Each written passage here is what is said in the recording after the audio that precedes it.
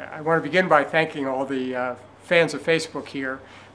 It's a great opportunity to enhance communication between people in the U.S. government and people around the world who are interested in U.S. policy and the implications for what it means for their lives. And this is something that we put a lot of emphasis on, is new ways of reaching out to people. So thanks for being part of this, and I'm happy to have a chance to answer some of your questions.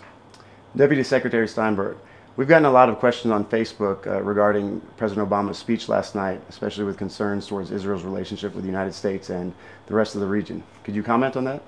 I think the speech the President gave last night was first an attempt to give the wider international community a sense of how we're approaching the very dramatic developments in the Middle East and the hopes that we have for building a more democratic, more open, more tolerant region that gives opportunities for all people.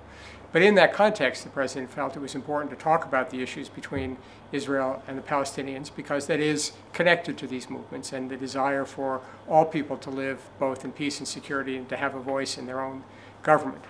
The ideas that the President shared last night were part of his own conviction of the importance of getting direct negotiations between Israel and the Palestinians, because he believes that's the only way for peace to do that. It can't be imposed by the outside, shouldn't be decided in places like the United Nations. It needs to be negotiated between the two parties.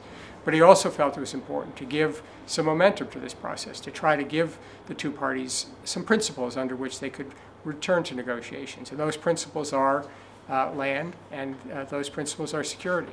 And I think he gave a framework that can help the parties to go together.